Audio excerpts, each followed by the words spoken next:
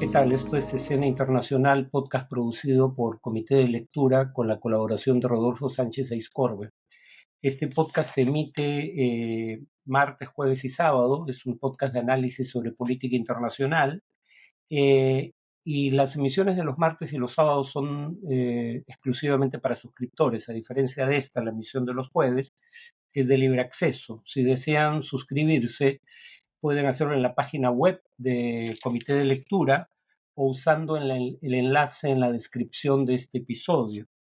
Eh, Empezaré con las noticias de hoy, 12 de octubre. Continúa el conflicto en Oriente Medio. Hasta este miércoles el balance era de 1.200 muertos y unos 2.800 heridos del lado israelí y más de 1.100 muertos y 5.300 heridos del lado palestino.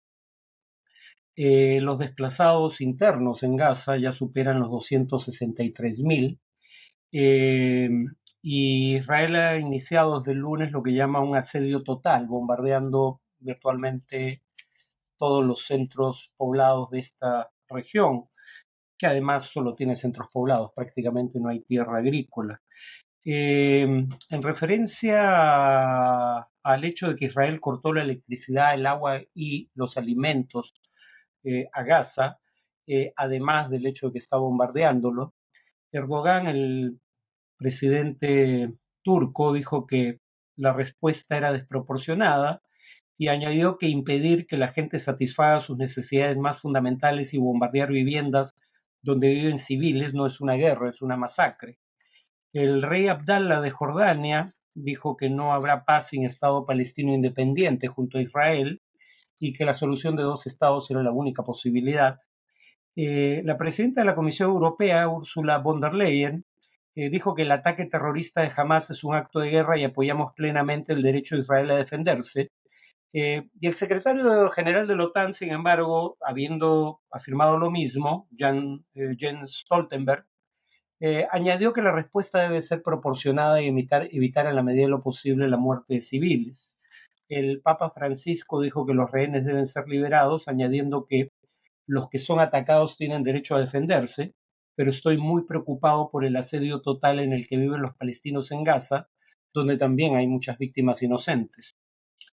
Estados Unidos, por otro lado, contradijo a Israel cuando sostuvo, y esto es una comunicación del New York Times, basado en fuentes oficiales norteamericanas, cuando sostuvo que los principales dirigentes iraníes, según información de inteligencia, fueron sorprendidos por el ataque de Hamas y no habrían estado, por ende, involucrados. La segunda noticia tiene que ver con este tema. Se ha formado un gobierno de emergencia nacional en Israel. El primer ministro Benjamin Netanyahu y el líder opositor Benny Gantz llegaron a este acuerdo. Gantz es líder del partido Unidad Nacional y ha sido antes ministro de Defensa y jefe de Estado Mayor del Ejército, además de general. Este es un gabinete de gestión de guerra, el gabinete fundamental en esta materia, en todo caso, que integran solo Netanyahu, Gantz y el ministro de Defensa Yoav Galant.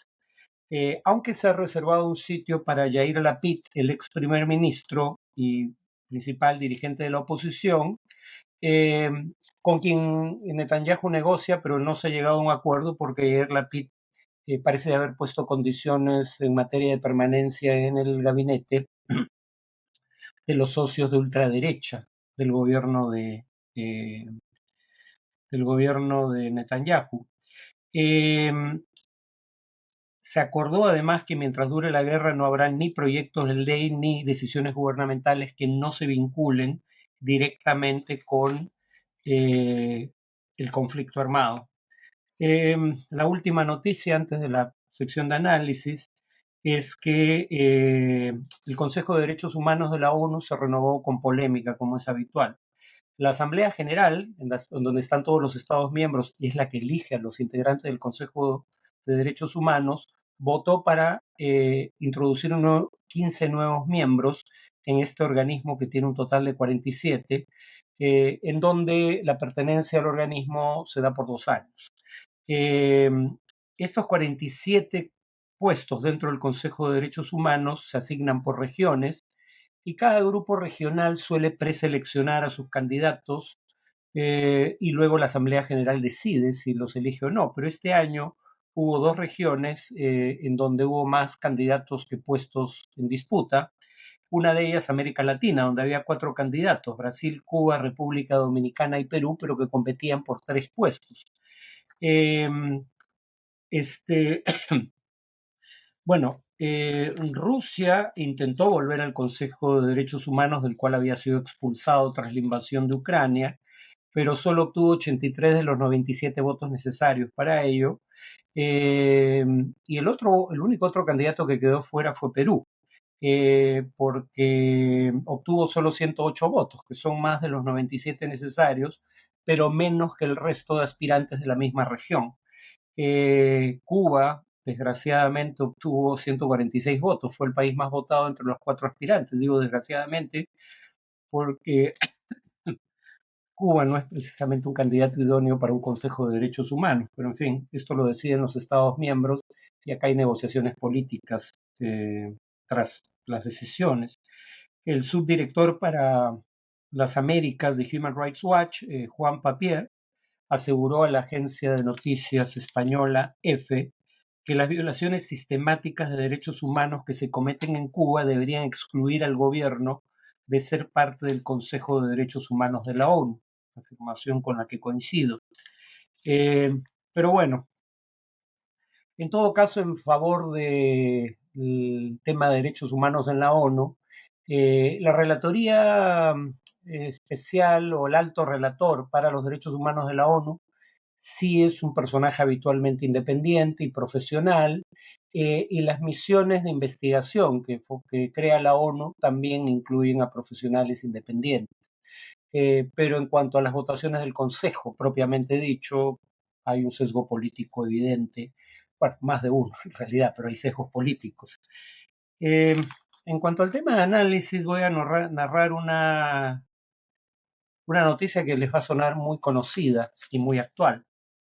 Un grupo terrorista ingresa a centros urbanos de un país del Medio Oriente y comienza a llevar a cabo una masacre indiscriminada contra los civiles que encuentra a su paso.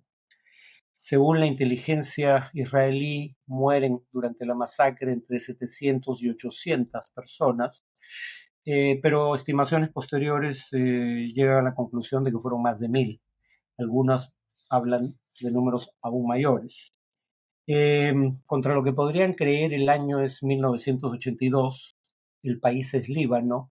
Los centros urbanos en mención son los campos de refugiados palestinos de Sabra y Shatila, y el grupo terrorista es el Ejército del Sur del Líbano, un ejército mercenario creado por el Estado de Israel. El Estado de Israel fue cómplice en 1982 de esta masacre.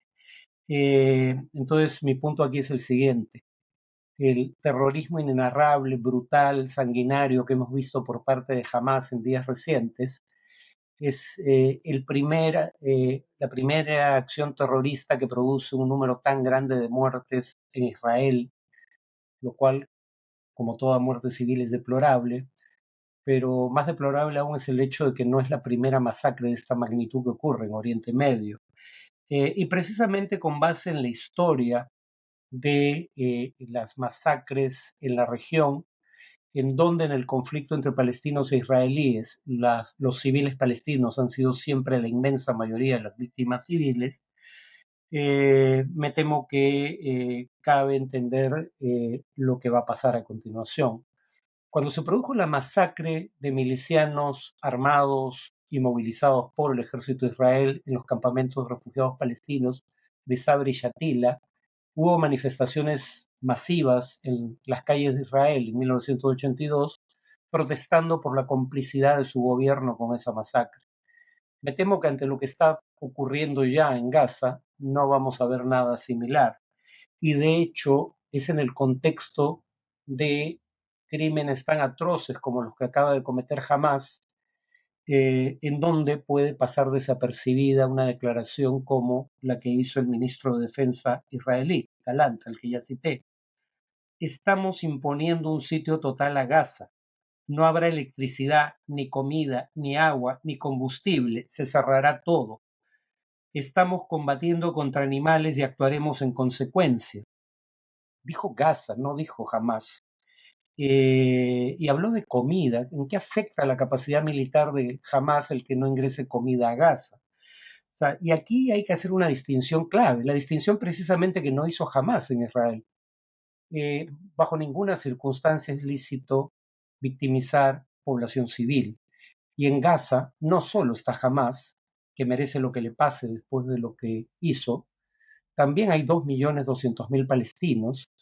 Y este no es solo el decir del ministro de Defensa, a quien ya Josep Borrell, jefe de la diplomacia europea, y el alto relator de Naciones Unidas para los Derechos Humanos le han indicado que un cerco como el que él describe en una zona donde vive población civil es ilegal bajo el derecho internacional y constituye un castigo colectivo contra la población, sino que además el propio primer ministro Netanyahu ha declarado, por ejemplo, que las civiles deben huir de Gaza, y habló de ciudad de Gaza, digamos la única ciudad importante en la franja, como esa ciudad maldita, si no mal no recuerdo fue la expresión que usó, ciudad del mal fue la expresión, porque va a quedar en ruinas,